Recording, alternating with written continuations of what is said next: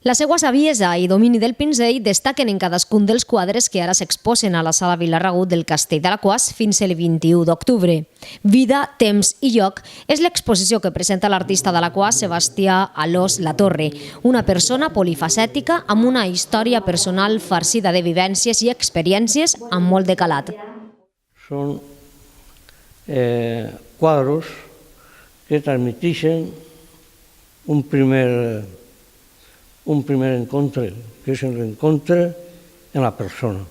El segon estil ja passaríem al que seria la tradició més clara del Picasso.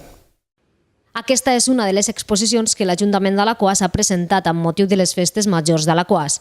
La inauguració, el passat divendres 25 d'agost, va córrer a càrrec de l'alcaldessa d'Alaquàs, Elvira García Campos, el regidor de Cultura, Toni Saura, i el mateix Sebastià.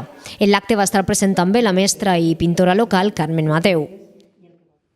Diversitat de formes, figures i estils molt personals es plasmen en els seus quadres i deixen entreveure el desenvolupament de la seva personalitat i la seva vida.